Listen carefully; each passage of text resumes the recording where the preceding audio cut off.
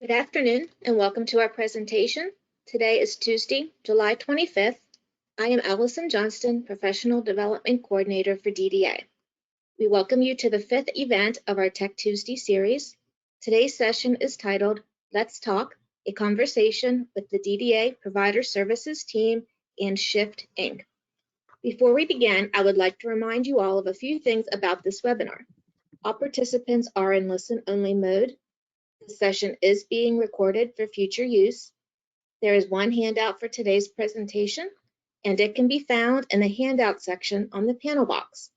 Questions can be typed in the question or chat box in the webinar panel, and we will get to those throughout this presentation. Now, I'd like to turn this presentation over to Stephanie Jones, Statewide Director of Innovation for DDA. Good afternoon, everyone. Thank you for joining us again for our last webinar series leading up to our live event to celebrate our 1-year anniversary of Maryland becoming a technology-first state. Welcome to each of you, and I hope today turns into a real conversation. So please, if you are a service provider or are looking to engage with Maryland, please take time to put your questions in the chat. Any questions we do not get to, we will definitely follow up with you in a frequently asked question document and or through email. So moving forward, first we would like to know who is joining us today. So Allison, can you please present our first question? Please let us know who's joining us today. Are you a current DDA provider, service agency, a vendor or service agency here to learn how to become a provider, a self-advocate, or other?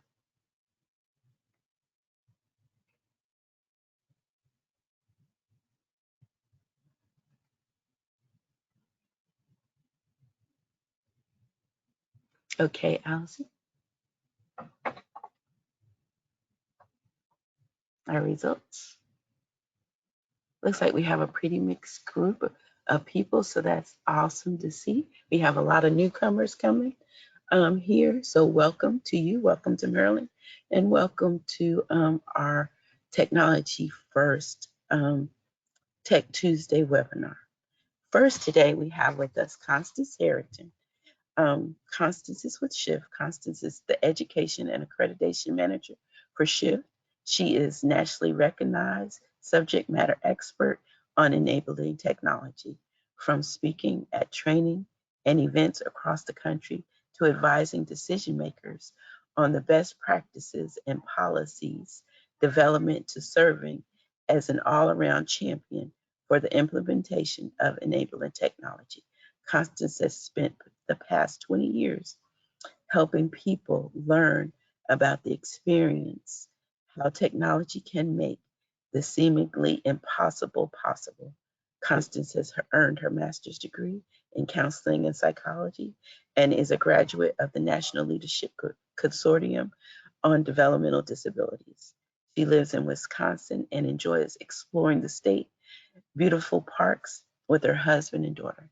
Constance, welcome to Maryland and our Tech Tuesday webinar. Next slide. Oh, thank you so much, Stephanie. I appreciate the introduction. Gosh, yeah, as you mentioned, I've been working with people who have intellectual and developmental disabilities for a lot of years, primarily within provider organizations. And I think that as someone who's worked at just about every level of an organization, I understand the unique challenges that providers face on a daily basis. But years ago, when the whole idea of utilizing technology with people who have disabilities, just started to gain traction, I had a wonderful opportunity to help a large service provider build an assistive technology program from the ground up. And I now, more than a decade later, I'm still doing this work. I've had an opportunity to work with, a number of different states and organizations. And now I find myself in a position with Shift where I have an opportunity to help even a larger group of people learn about and adopt technology first best practices. But at any rate, it's really an honor to talk with people such as yourselves Today, I'll be sharing a little information about the Technology First movement and then our work here at Shift. So if you could, next slide, please. Okay, we're at the next slide. Perfect. So you've likely heard terms like person first, employment first, technology first. And so you're probably finding yourself wondering how everything can possibly be a first. So it is definitely confusing, and I'd like to offer some clarity on that. So first, people should always be the heart of our service, hence the term tech or people first. People should always direct the course of their lives and be involved in the selection of the services that they received. So that being clearly established, other terms like technology first don't refer to putting technology before the person. Instead, technology first actually refers to the idea of considering technology solutions rather than defaulting to the more traditional in-person support model. So similarly, employment first refers to the idea of considering competitive employment options rather than defaulting to the more traditional alternative day services model. So these terms are not indicative of competing priorities. I just definitely want to mention that there is some confusion around that. Now, technology first is used to describe an approach to services that really embraces the application of technology in order to help people live their most independent lives possible. It absolutely does not equate to eliminating in-person support.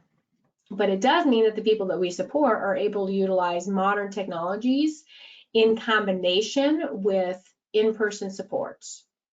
Now, that balance for the person between technology and in-person supports is going to be different for each and every person that you work with. And that's because each and every person that we work with has unique needs and circumstances. So, for example, the support needs of an older adult who's been living independently in their own home for many years, but maybe has experienced some recent difficulties with memory or mobility, their support needs are going to look much, much different than maybe the support needs of a younger person with CP who's maybe moving into their own apartment for the very first time. And in both cases, technology solutions may be very appropriate, but the implementation process and the technologies would look very different for each of those people that I've described. Next slide, please. So again, enabling technology, assistive technology, adaptive equipment, the list seems to go on and on and on. There's so many terms to keep track of. And at Shift, I want to just clarify that we utilize the term enabling technologies. Those are defined as devices and services that really encourage independence and promote self-determination. Now, we don't expect you to understand the nuances of other terms at this point. Just know that they do exist. But collectively, you'll hear me talking today about them all as technology solutions. But before we dive too much down that path, I want to talk a little bit about, give you some examples of enabling technologies to give you a better idea of what they actually include. So wireless sensors are a really popular form of enabling technology. Those types of technologies basically detect any type of change in a routine or an activity. So say, for example, a wireless sensor could alert a person if they left their house without turning their stove on. Another type of enabling technology is medication dispensers, and those are pretty straightforward. Basically, it's a device that dispenses medications at predetermined times of the day. Personal emergency response systems are another great form of enabling technology. Some of you might remember the old commercials, "To help, I've fallen and can't get up" commercials. That's a PERS. Video doorbells, many of you probably have these on your homes. That gives you an opportunity to have a camera and two-way audio so that you can see and interact with a person outside of your home before deciding whether or not to open up your door. Smart speakers are hugely popular. Some of you probably have these in your homes as well. They essentially function as a virtual assistant. Most home speakers also, or smart speakers also have the ability to pair with other devices to control home automation. So say, for example, you have the ability to turn on off your lights, your thermostats, etc., all by using your voice. Wearables are another really common form of enabling technology. Basically, that's some sort of a device that's worn on your body or within your clothing. And their function varies widely. Basically, they're used to track some sort of a function. And some of them are even so advanced that they serve as a phone, so they have the ability to call people, or they have the ability to connect to the internet. Most of you probably are using mobile apps. Again, that's a piece of software that's designed for smartphones or tablets. They can, support various aspects of a person's daily life, from communication to financial management, task management, entertainment, social connections, etc. And then the last type of enabling technology I want to mention is remote supports. For those of you who aren't familiar with that technology, it's basically a service model that allows people that we support to be in their homes or in their work areas or in the community by themselves, but being supported by staff who are working from a distance through the utilization of technology. And I know that I could talk about that for a really long time, but I know I have limited time here today. So I'd like to go ahead and move on to our next slide and tell you a little bit about our work here at Shift. Shift is an online education and accreditation platform that's designed to advance the technology first best practices. Shift has courses that are designed by a lot of very smart people who have expertise in education, in technology solutions, in the field of intellectual and developmental disabilities, long-term care, organizational sustainability, and development. So next slide, please. I'd like to just highlight what some of our, what some of our offerings are. So the first thing I should mention is that we know that in order for you to be successful in a technology first approach to services, people at every level of the organization really need to be involved in this process. And so our credentials and our certifications are designed with this in mind. So our first credential is our enabling technology credential. We lovingly call it the ETC. That's really most appropriate for people providing direct support who require a basic knowledge of technology integration. This credential takes about 5 hours to earn. The next one that we offer is this Enabling Technology Integration Specialist Certification, or ETIS. It's really most appropriate for professionals who specialize in the integration of enabling technology. These are folks that often work for or with provider organizations or state agencies to complete assessments, to match technology to the person supported, to provide training, serve as a mentor, that type of thing. And in general, this certification takes about 15 hours to earn through the Shift platform. We also have the Enabling Technology Navigator certification. That's one that's most appropriate for case managers and people who are writing the person-centered plans. That certification takes about 15 hours to complete as well. And then finally, our Enabling Technology Leadership certification is most appropriate for organizational leaders. And so that would include the person in your organization who would be spearheading the Technology First initiative. And this takes about 15 hours to complete as well. Now, a couple notes about our curriculum and our requirements that I do want to mention is Shift does require our credentials and certifications to be completed within 90 days of enrollment. The reason that we do that is to maximize the learner's experience, but also to make sure that the organization is able to make forward progress with their technology initiative.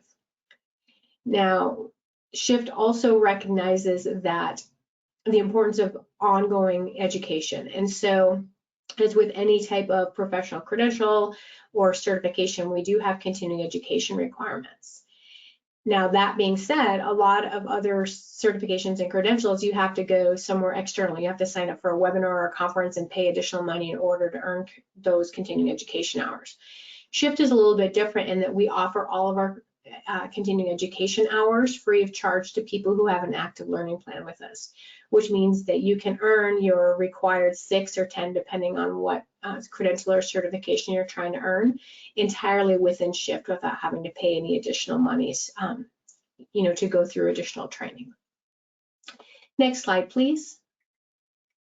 At a very high level, I just want to touch on our accreditation process. Many of the organizations that we partner with choose to pursue accreditation in addition to earning these credentials and certifications. And the reason for that is because Shift's Technology First accreditation help bridge the gap between education and practical experience. So, think of it like your experience in college. You are exposed to a lot of different tools and information resources by your professors, but in order to really gain the practical experience, you kind of have to go get your first job in the field and really start to put some of those tools and resources to use. And so the shift accreditation process is very similar. We give you the tools and resources that you need to actually roll up your sleeves and really get some meaningful work done in the arena of implementing a technology-first approach to services. Next slide, please. So in 2021, there was a nationwide survey of organizations that revealed there are some very big challenges associated with technology adoption. I'm sure I don't need to tell you about these. You probably already know them.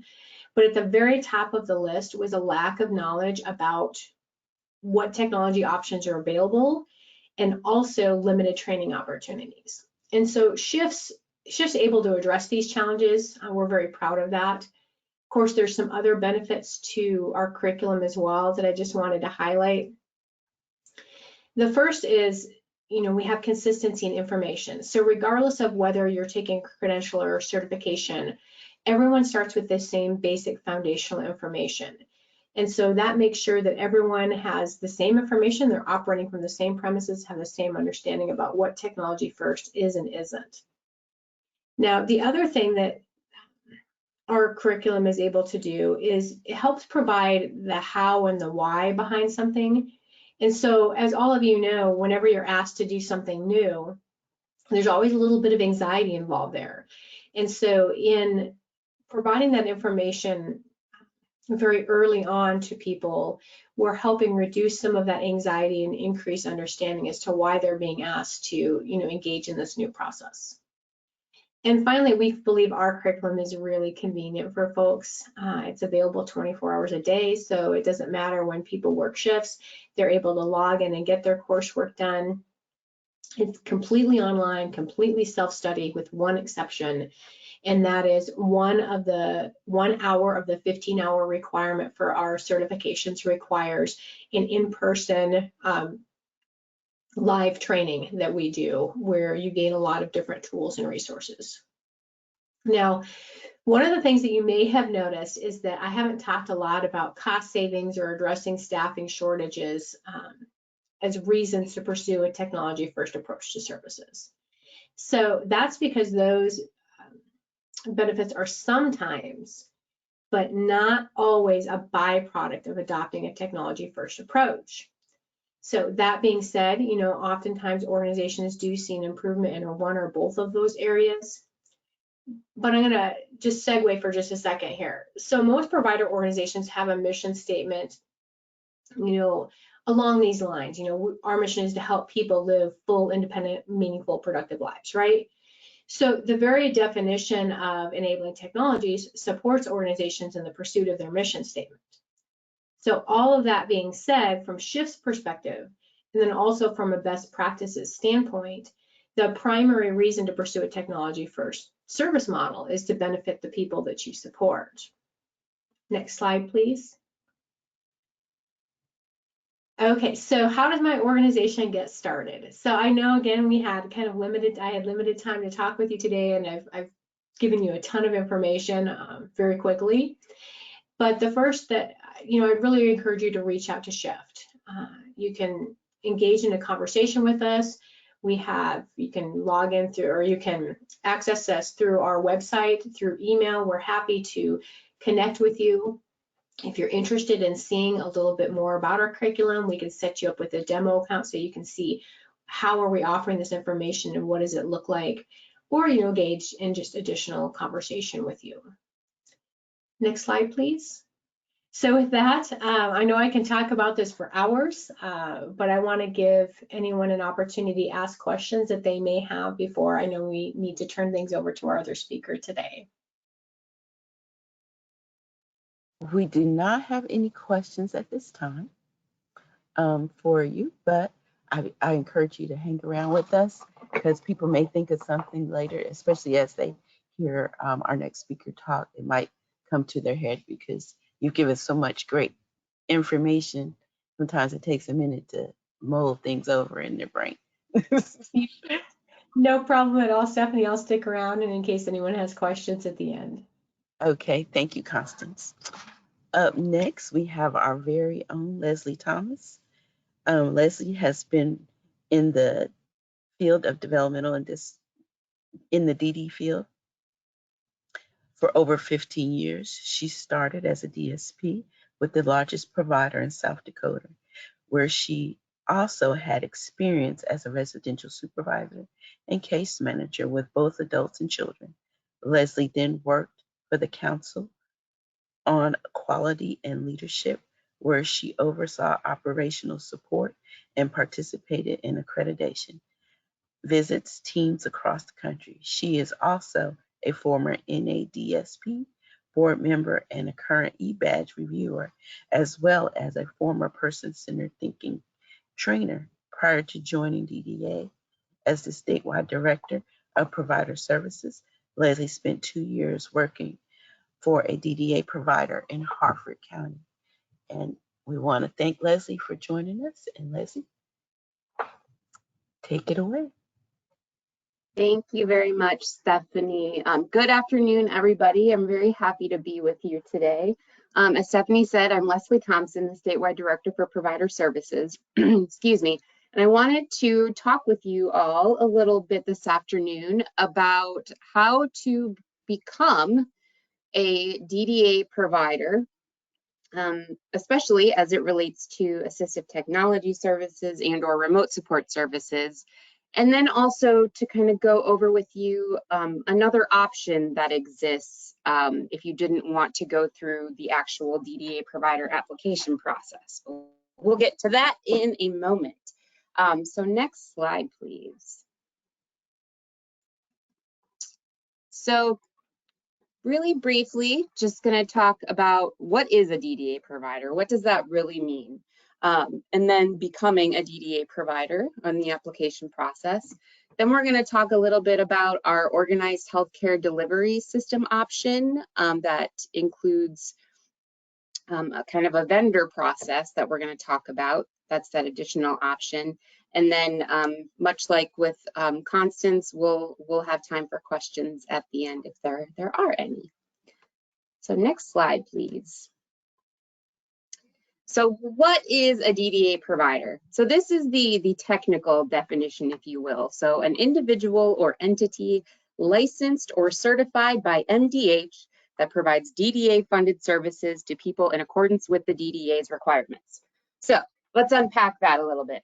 So first of all, depending on the services you are applying to render as a DDA provider, you can apply as an individual proprietor or sole proprietor, or as an agency, meaning you have at least one additional person that works with you. That's what would constitute an agency. Not all of our waiver services allow for individual applicants or vice versa, and that is all detailed in the waiver. For our purposes today, you would be able, assistive tech is an option as an individual proprietor applicant. And then additionally, I know it says licensed or certified, and this is something that changed a little bit over the last few years. A licensed DDA provider is a provider that at a minimum renders services that are site-based, so community living, group home, day habilitation. They may also render community support, so things like assistive technology, remote support services. We have several certified services. But if they render any of those site-based services, they're considered a licensed provider. So after they go through the DDA application process and are approved, they are then sent on to OHCQ, who does our licensing, license processing for us, and site visits and those kinds of things as it pertains to site licensing and inspections. Now, certified, this pertains quite a bit more to what we're talking about today. So certified, we have several providers who are certified only providers. And those are providers who render only community-based services. So that means They are rendering remote support services, assistive technology services, personal supports, shared living, supported living, the list goes on and on. So those are those services that are inherently community-based and are not provided at an actual licensed site that is owned and operated by a provider. And then, of course, you know, in accordance with the DDA's requirements, that really boils down to the requirements that are detailed in COMAR, our regulations, and then also in our 3 DDA waivers. So that is a good segue into our next slide. Eligibility requirements. So talking about COMAR, talking about our 3 waivers, it's really, really important. I cannot stress this enough. If you are interested in becoming a DDA provider, you really, really should take a look at our eligibility requirements document that is linked here and can be found on our Maryland DDA provider webpage, but this link will take you right there, and really become intimately familiar with our 3 waivers. So community pathways, our comprehensive waiver, and then also community supports waiver and family supports waiver. The reason, well, for obvious reasons, that's all very important. But in addition to understanding the services and their requirements, it also is very, very helpful when looking at what the requirements are as far as training or certifications for a particular service. So for assistive technology, as an example, there are some specific trainings or certifications that apply to that service only. It doesn't apply to the other services because it's assistive tech specific. So really getting familiar with those things. And then obviously COMAR, that's where you're going to find, you know, the really kind of foundational requirements of a provider. So, you know, ensuring that you are meeting the training requirements, which that's another thing that can be a little bit different from service to service. But there are sets of trainings that are all kind of, they apply to all of our services. And then the services that have their own specific trainings are noted. And I should have put in here our training matrix. That was a miss on my part. But I will absolutely, maybe we can get that sent out along with the FAQ. We can reference it. The training matrix is a new document that we released earlier this summer that really kind of details specifically what the training requirements are for every service and the specific staff within those services. So, you know, the training requirements might be different for someone who's, let's say, the director of finance for a provider versus a DSP or what have you. So anyway, really reviewing the COMAR requirements. Our COMAR regs are 1022, and that link in this presentation will take you directly to it. So hopefully that's helpful if you're reviewing those things. Okay, next slide, please. So, and I should have said this in the beginning, but know that this is a pretty hefty process, and I'm really kind of like Constance, I could probably talk about this for hours and hours because there are so many moving parts within the process. But I wanted to make sure to at least give you kind of the broad strokes to get you started if this is something you're interested in doing. And then certainly if you had questions as you're reviewing things or looking through the process, you would absolutely be able to reach out and you know, let us know if you have any questions. Reach out directly to me and we'd help you through those. But again, so back to the DDA application process. So we have our application online, again, linked right here. That's the DDA provider application, whether you're an individual applicant or a agency applicant. You would also, there is I think we call it an accordion or an expandable drop down on that same page that's titled Download and Submit on our DDA provider website that has all of the additional relevant documentation that would need to be submitted. As an example, there is a training form that's required as part of the application. If you're applying to be an OHCDS provider, which we'll talk more about that in a moment, there's an additional form that has to be filled out and sent in along with that. So really reviewing all of those documents, the entire application, and then once you have everything ready to roll and ready to submit, then you would scan and send that into the email address I have listed here.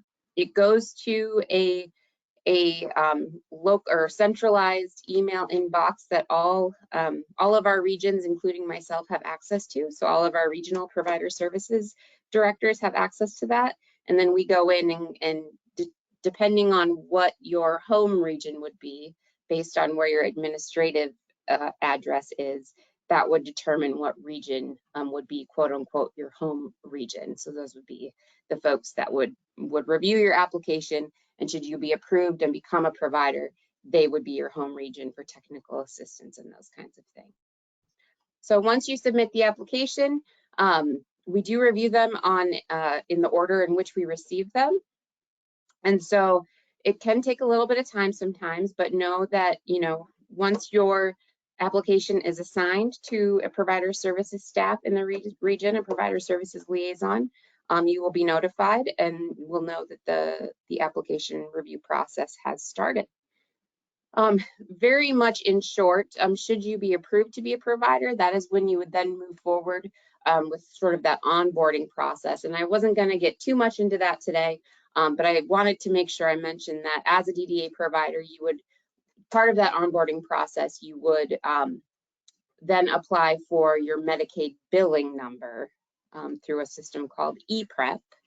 And we would, of course, walk you through that as well. But that is how you would obtain your your MA number to be able to bill for the services directly. And that's another big difference between being an actual DDA provider or serving as a vendor under our organized healthcare delivery system model, which we'll talk about next. So next slide, please. So this is also an interesting option. If you don't know that you want to go the route of becoming a DDA provider that bills directly, but you still want to provide services, assistive tech services in the state, we've got another option for you.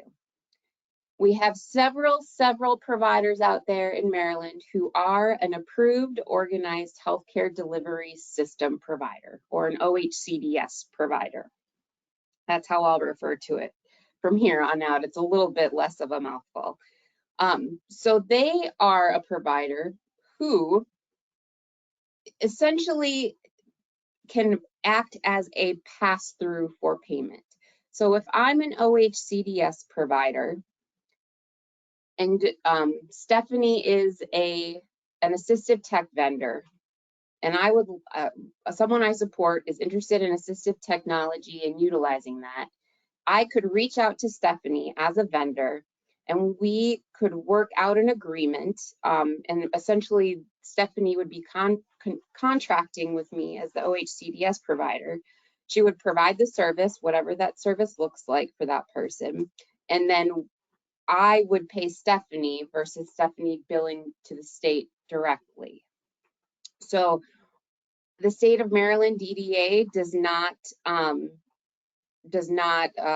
don't want to say vet, but we kind of give our already approved providers, OHCDS providers, they have the responsibility to, choose and sort of vet the vendors that they work with.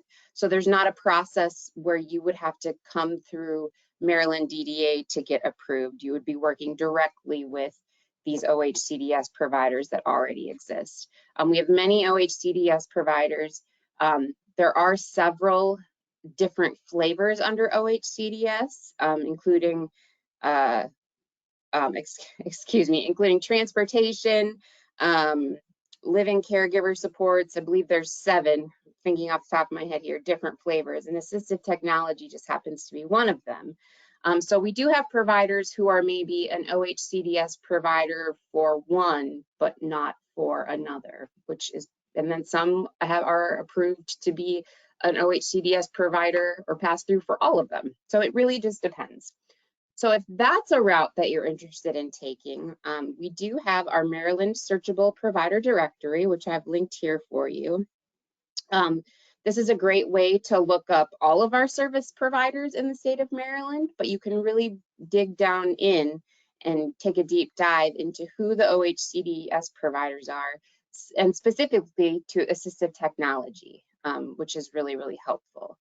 And certainly as well, you know, if we could, you know, if there were other, you know, you wanted to reach out to me or to Stephanie, and see, you know, if we can connect you with the regional offices to maybe have conversations at provider meetings, because all of the regions have provider meetings.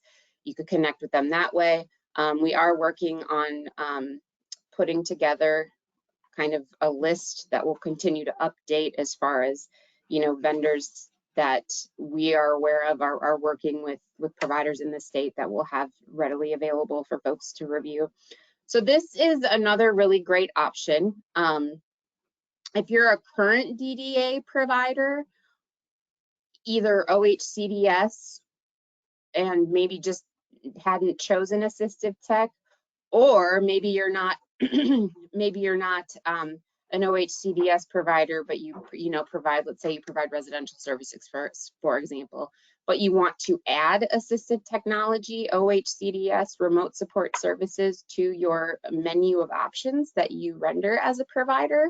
That is always an option as well. We kind of say we have an open enrollment, if you will, for that. So you would just be able to reach out to your regional provider services teams to talk through what that process looks like as far as adding services as an existing provider.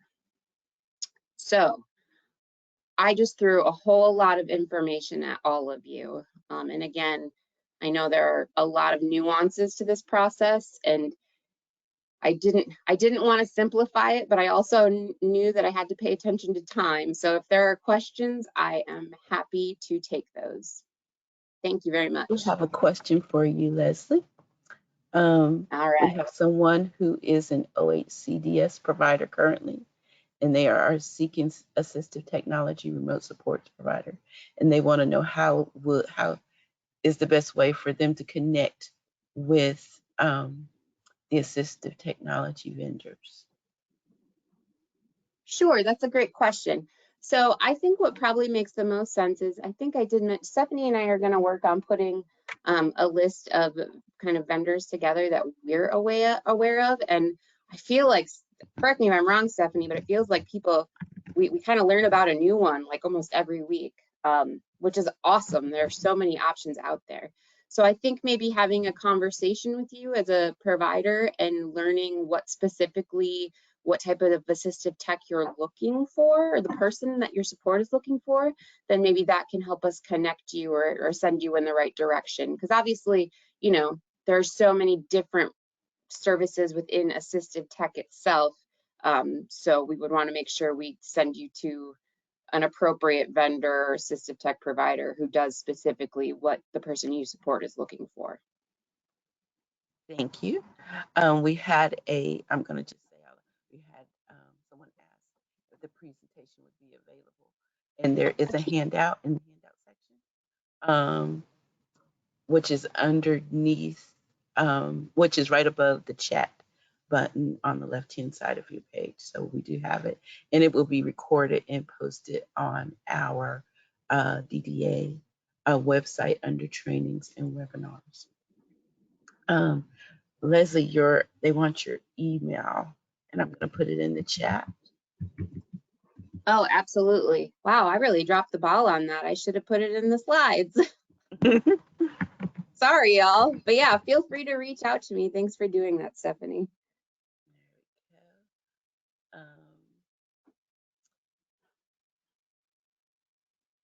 There we go. Let's see. I think I have. Oh, wait a minute. I have exhibited at some MD Tech First events in the past. Are there other ways to reach providers and families to let them know what we offer? Yes. First of all, which I was going to say after we answered our questions, is we're having another live event August 22nd of this year. You are welcome to join. Just email me. I'll put my email in the chat before we end if you would like to do that. And we will also be launching within the next month our Technology First section page of our website. Our DDA website is being redone. So once it's redone and we have a page, we can start posting our vendors and with your permission, of course, and information there. Is there any other way, Leslie, you can think about how people can connect with families and providers? I think if we can, we can speak with the regional directors too and see about getting folks to come to the provider meetings that the regions have. That would also be a good option as well. Okay, so if that's something you're interested about, just email me and I will link you to the different regional directors who plan those provider meetings. I think they have them. Do they have them monthly in each region? I think they're quarterly. Are they quarterly? I think they're quarterly in some and monthly in all, and I think that's largely based on the size of the region, in case anybody was wondering. Okay. We have 4, if you're not in Maryland, just so you know, we have 4 regions. We have Central, Southern, Western, and the Eastern Shore. So I will gladly introduce you to all 4 of those regional directors. And if you just shoot me an email and let me put that. Is there a Maryland Provider AT group? We have a technology first task force that providers are welcome to sit on. We will start our meetings again in September on the first Friday of each month. There is not a specific just provider group. In that group, we have providers, stakeholders, families. We try to represent everyone, sister agencies, and people who receive services. So that is that. Let me go ahead and put my email in the chat for you all.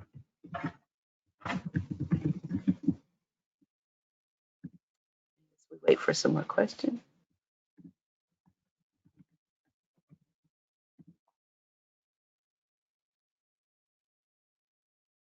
I always want to make sure I got everybody.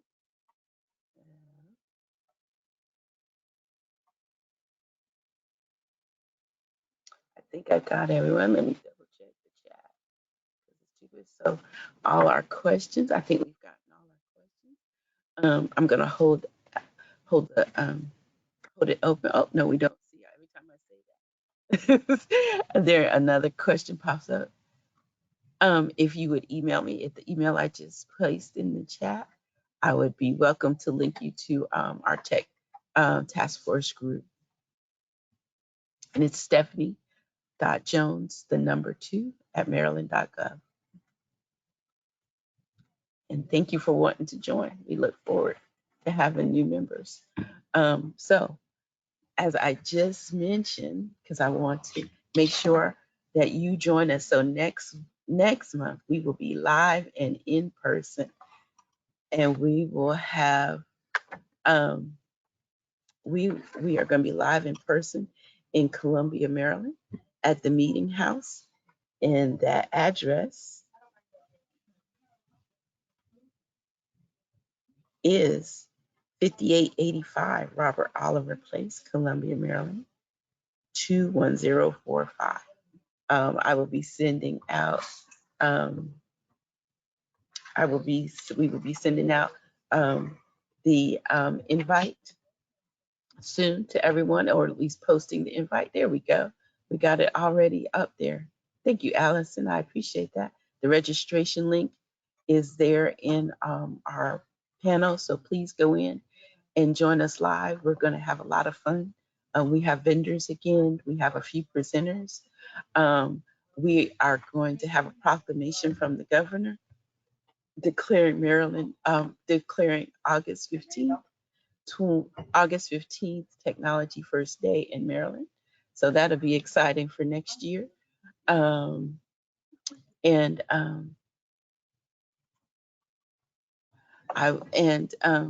so I look for you. Don't look for us here. Come visit us live. We're gonna have some food and some fun. We're gonna have cupcakes.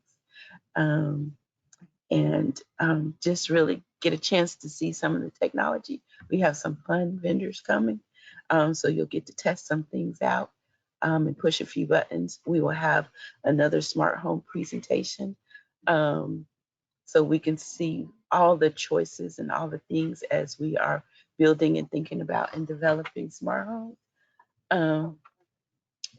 Um, we will see you then. Okay. Allison, can you present our last poll question?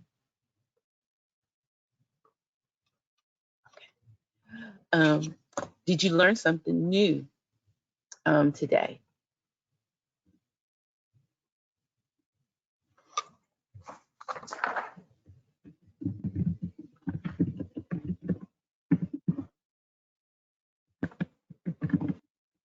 Okay, Allison.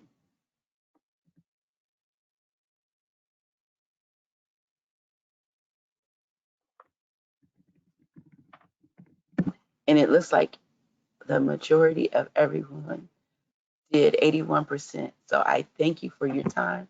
I ask you to please continue to engage with us. If you have any additional questions, reach out to me.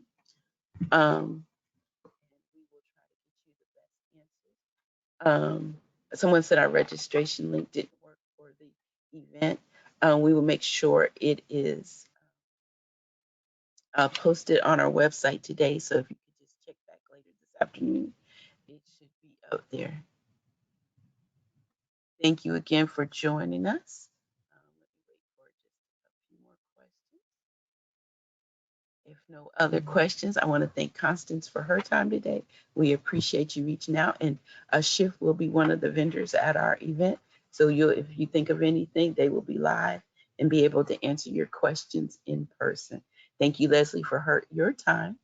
She will be live as well. So if you think of any other questions, she will be there on August 22nd. Again, August 22nd. Which is a Tuesday, so it's our Tech Tuesday. 1 year celebration of being a technology first state at the Meeting House in Columbia, Maryland. And I look forward to seeing you live. Thank you so much, everyone, and have a good rest of your day.